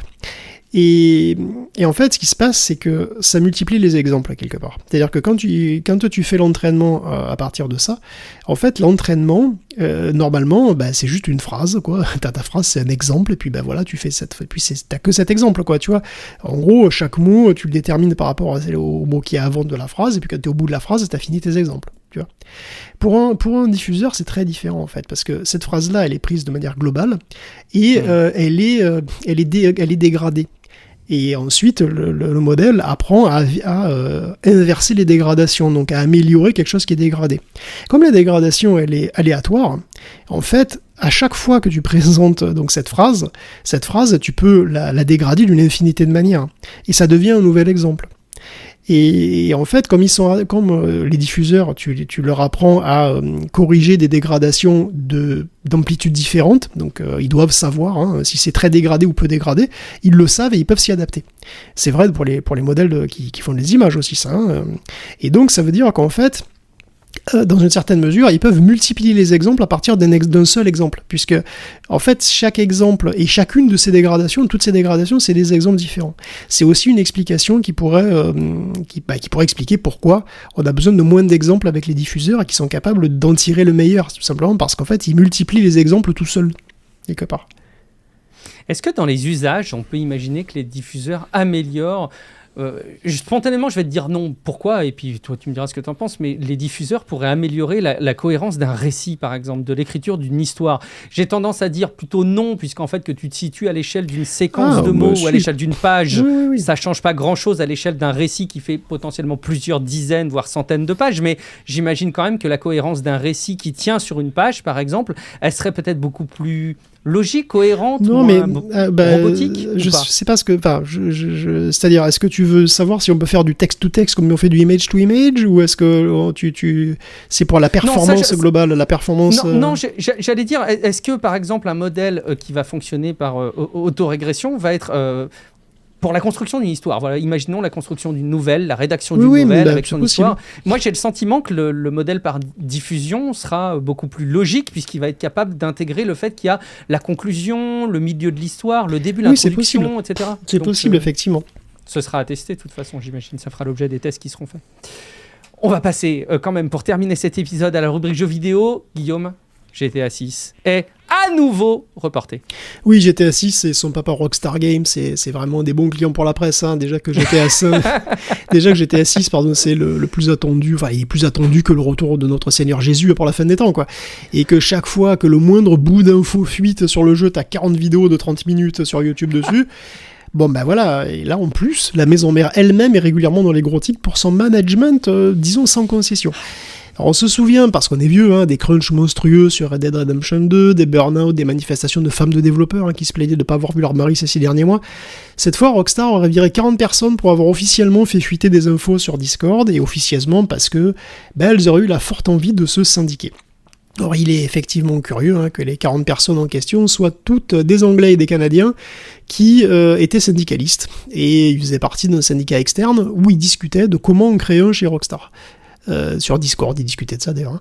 Il y a aussi des témoignages d'employés qui confirment bien qu'ils ont été virés sans aucun signe avant-coureur du jour au lendemain. Et que, ils étaient... d'ailleurs, ils n'avaient pas de problème par ailleurs. Voilà, il y a des gens qui étaient parfois assez haut placés dans le développement de jeux, qui étaient du coup pas faciles à remplacer au pied levé comme ça, qui ont été virés.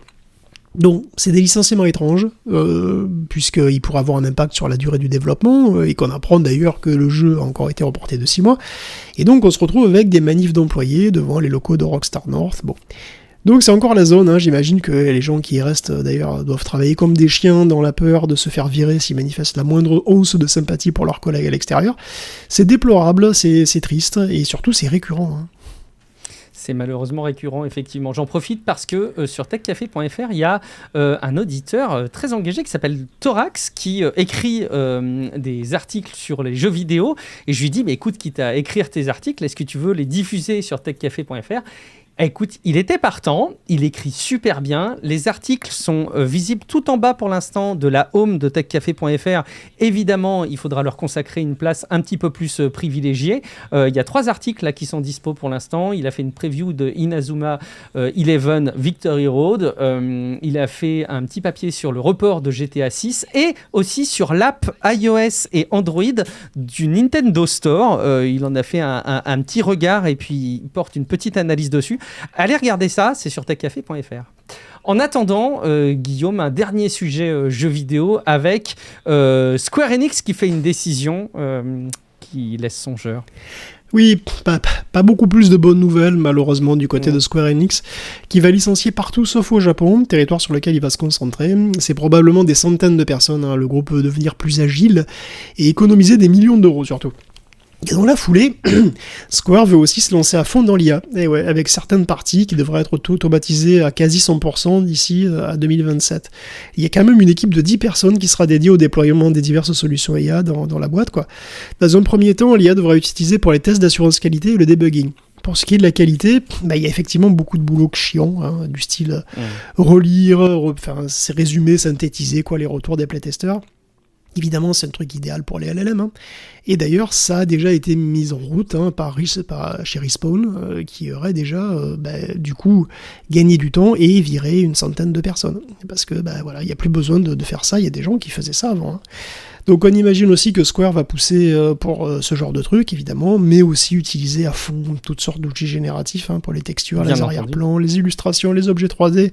Ça ne manque pas, on en parle régulièrement dans les suppléments de ces générateurs. Donc voilà, Square va à fond dedans, quoi. Les vannes sont ouvertes. Merci Guillaume pour la préparation de cet épisode hebdomadaire de Tech Café. J'espère que vous avez passé un bon moment en notre compagnie et surtout que les informations vont vous être utiles et vous permettre de vous tenir à jour de l'actualité des nouvelles technologies. Guillaume, où te retrouve-t-on ? Écoute, moi je crois que je vais aller porter un toast à la Switch et me faire une partie de Mario Wonder que j'ai toujours pas fini, en hommage. Parce qu'il est désormais une légende du jeu vidéo, un monstre sacré comme on dit, puisque c'est officiel, hein, Nintendo a dit que dorénavant la Switch 2 serait l'unique objet, le principal objet de leur attention, on va dire, et que ce serait leur console de développement principale, ce qui sous-entend que la Switch est officiellement du rétro gaming, la Switch est à la retraite, ça y est. Effectivement. Bon, à peu de choses près, non, c'est commencé là où ça va avoir lieu. Bon, peu importe, en tout cas, la tendance, elle est très claire, c'est qu'ils vont se concentrer sur la Switch 2. Quelque part, on peut les comprendre. Et la Switch aura, j'ai l'impression, quand même, bien vécu aussi. J'en profite, du coup, tu parles de où on te retrouve. Vous allez me retrouver aussi, mais sans le savoir. Mais j'ai découvert une série qui a pas mal fait parler d'elle, qui est faite par le même créateur que Breaking Bad et Better Call Saul, Vince Gilligan, qui s'appelle Pluribus, qui est disponible sur Apple TV. Guillaume, j'ai une vraie claque sur les 2 premiers épisodes qui sont disponibles, parce que voilà, les épisodes sont diffusés semaine après semaine sur Apple TV.